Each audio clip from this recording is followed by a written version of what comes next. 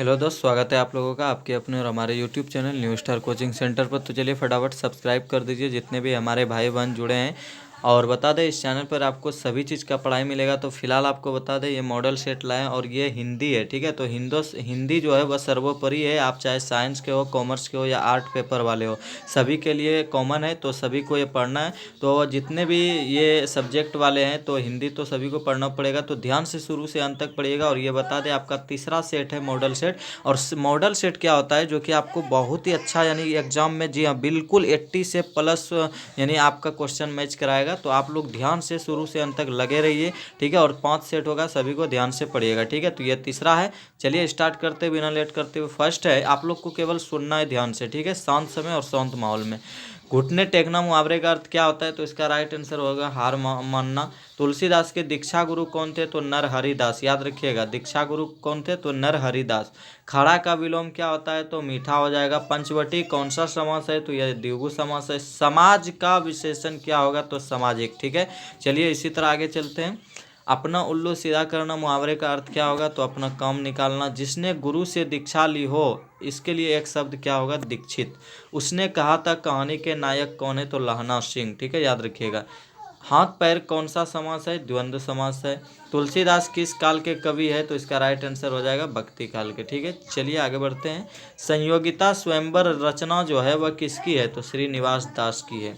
सूबेदार हजारा सिंह के लड़के का नाम बताइए? तो बोधा सिंह। किसने कहा था अभी न जाने कितने मिलों इस देश की जनता को जाना है? तो इसका राइट आंसर जवाहरलाल नेहरू। संस्कृति के 4 अध्याय किसकी कृति है? तो दिनकर जी की। और इसी रचना पर, जी हाँ, संस्कृति के 4 अध्याय पर ही दिनकर जी को साहित्य अकादमी पुरस्कार मिला।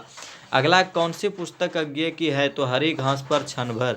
प्रताप के संस्थापक संपादक कौन थे? गणेश शंकर विद्यार्थी। गांधी जी चंपारण में कब आए? तो अप्रैल 1917। सिपाही की मां एकांकी के अनुसार लड़ाई कहाँ हो रही थी? तो बर्मा में। कौन सी पुस्तक नवंबर सिंह की नहीं है इनमें से? तो इसका राइट आंसर हो जाएगा तिरिच। चलिए अगला देखते हैं। दलित साहित्य का सौंदर्य शास्त्र के लेखक कौन है? तो ओम प्रकाश वाल्मीकि। कौन सी रचना मलियज की है? तो इसका राइट आंसर कविता से साक्षात्कार। कहानीकार तिरिच की लाश को जलाने जंगल में किसके साथ गया था? तो इसका राइट आंसर हो जाएगा थानू। जय कृष्णमूर्ति का पूरा नाम क्या था? जी हाँ, जय कृष्णमूर्ति का पूरा नाम क्या था? तो जीहू नहीं बल्कि जिद्दू होगा, याद रखिएगा। यहाँ मिस्टेक क्या है? जिद्दू कृष्ण मूर्ति, याद रखिएगा, ठीक है। चलिए आगे देखते हैं। मलिक मोहम्मद जैसी किस परंपरा के कवि है? तो राइट आंसर हो जाएगा प्रेमाख्यान, यानी कि प्रेम का व्याख्यान करने वाले काव्य परंपरा के। अगला है सूरदास किस मार्ग में दीक्षित हुए थे? तो पुष्टि मार्ग में। तुलसीदास के शिक्षा गुरु कौन थे? देखिए वो दीक्षा गुरु थे नरहरि दास। और वही अगर शिक्षा गुरु की बात करें तो वे हो जाएगा शेष सनातन। सबके हित का वचन कौन कहता है? तो कबीर। उसके बाद है छत्रसाल दशक में छंद हैं कितने? तो 10, ठीक है, याद रखिएगा। इनमें से कौन से पुस्तक प्रसाद जी यानी कि जयशंकर प्रसाद की नहीं है? तो शिवाजी का महत्व, ये पुस्तक उनकी नहीं। अगला है सुभद्रा कुमारी चौहान के पिता का नाम क्या था? तो ठाकुर रामनाथ सिंह। उसके बाद है कौन सी कृति शमशेर बहादुर सिंह की है? तो इसका राइट आंसर होगा काल तुझसे होड़ है मेरी। गजानन माधव मुक्तिबोध का जन्म कब हुआ? तो इसका राइट आंसर हो जाएगा 13 नवंबर 1917 को, ठीक है। ये सभी याद रखिएगा और सुनिए, बार बार सुनिए, ठीक है। जिस तरह आप लोग गाना फिल्म देखते हैं उस तरह अभी परीक्षा के सीजन में वो सबको त्यागें और इसे देखिए, ठीक है। अगला गणेश किस संधि का उदाहरण है? गण जोर इस, तो ये गुण संधि हो गया। उसके बाद है इत्यादि कौन सा का संधि क्या होगा? तो इति जोर आदि होता है, ठीक है। तो इति जोर आदि ये हो गया। और पर्यावरण किस संधि का उदाहरण है? पर्यावरण में कौन सा संधि है? तो यन संधि है। जो यन संधि ये सब कौन सा संधि का एक भेद है? स्वर संधि का। अगला है मनोरंजन किस संधि का उदाहरण है? तो विसर्ग संधि, क्योंकि मनः जोर अंजन होता है मनोरंजन। अगला है चौराहा में कौन सा समास है? द्विगु समास है, ठीक है। चलिए, और समास के बारे में यदि कोई ज़्यादा नहीं जानते तो जाइए हमारे प्लेलिस्ट में और जाकर देखिए, सब्सक्राइब कर दीजिए पहले चैनल, उसके बाद मिल जाएगा। अगला रात दिन शब्द किस समास का एक उदाहरण है? तो वह द्वंद्व। रसगुल्ला में कौन सा समास है? तो तत्पुरुष समास है। उसके बाद है निम्नलिखित में से किस शब्द में समास और संधि होता है? तो जलोष्मा।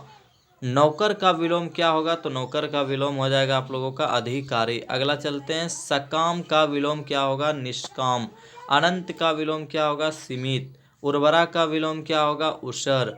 घबराहट में कौन सा प्रत्यय है? तो आहट। ये सभी बहुत इंपॉर्टेंट सब ये सब क्वेश्चन है, ठीक है, इसे ध्यान से देखिएगा।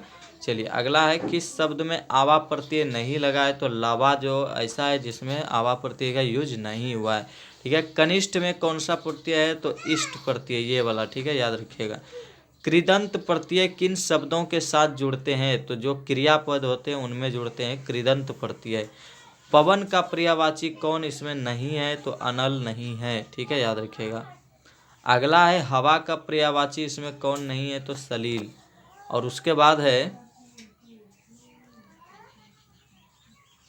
देखते हैं हम लोग दोस्त। तो अगला है कि हवा का पर्यायवाची कौन नहीं है? तो सलील। उल्टा गंगा बहाना मुहावरा का क्या अर्थ होगा? तो परंपराओं के विपरीत कार्य करना।